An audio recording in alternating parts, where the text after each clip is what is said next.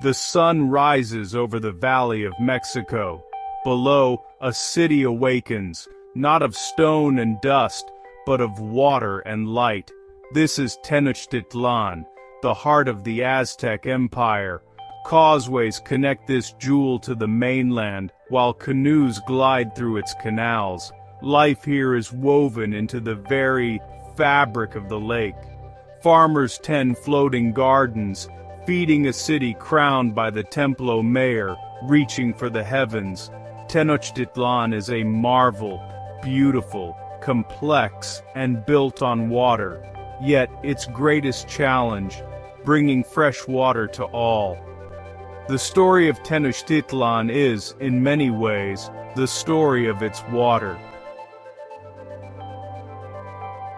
Tenochtitlan, an island city in a salt lake, faced a profound challenge: endless water, but none to drink. The Aztecs looked to the distant hills of Chapultepec where pure springs flowed. Their answer: build massive aqueducts, stone bridges for water, stretching miles across the lake. These aqueducts brought life-giving water to the city, transforming Tenochtitlan into a thriving metropolis.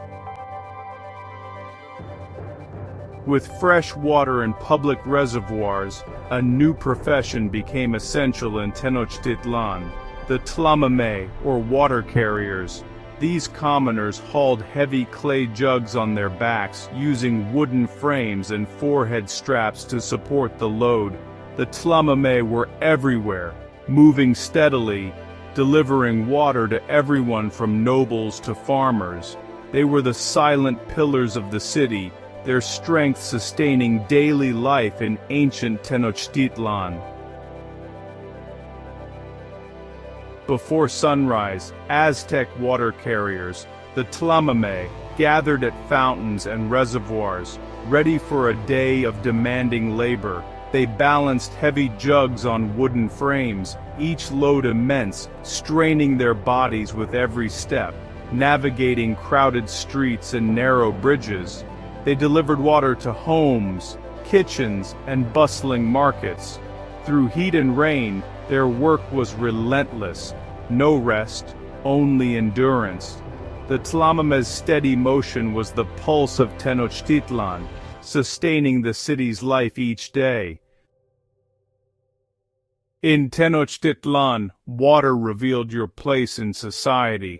The elite enjoyed private deliveries and lush gardens, while commoners queued at public fountains, carrying heavy jugs home. For nobles, water was a luxury. For others, a daily chore. The city's water mapped its social divide.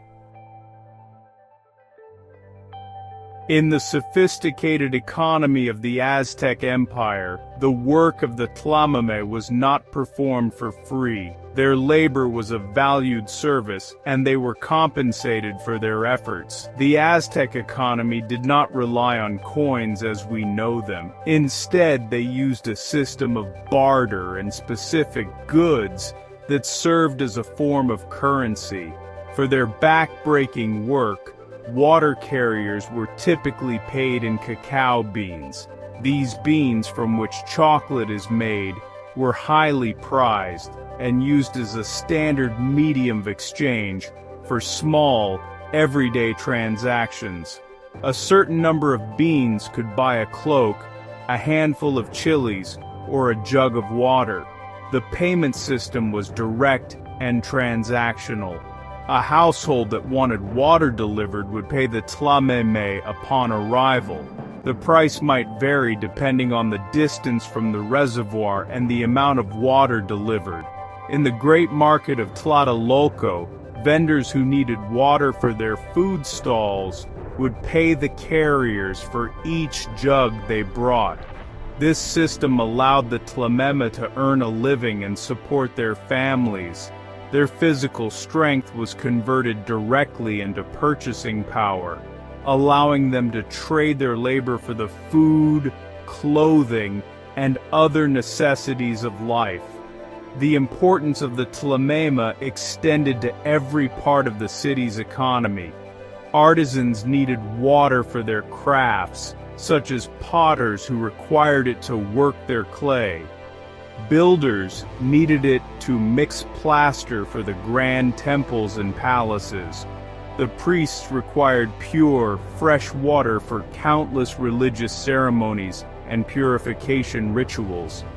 In each case, the Tlameme were the ones who provided it.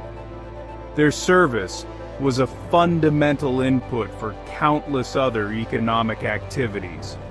Without their reliable delivery, much of the city's commercial and religious life would have ground to a halt.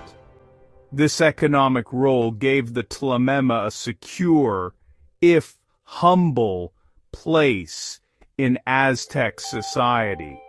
They were not wealthy, but they were essential.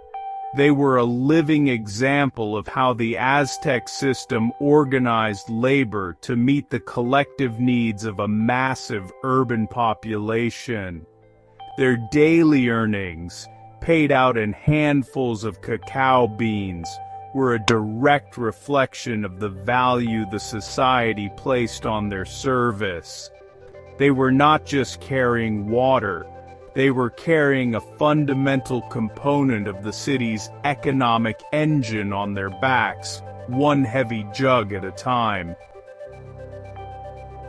The Tlameme were more than water carriers. They were the lifeblood of Tenochtitlan, fueling kitchens, markets, and homes. Their work kept the city clean and healthy, supporting both daily life and spiritual rituals. They bridged the needs of body and soul, delivering water for sustenance and ceremony. When the Spanish arrived, this world was shattered and the city's lifeline was lost. Yet, the legacy of the Tlameme still flows beneath modern Mexico City.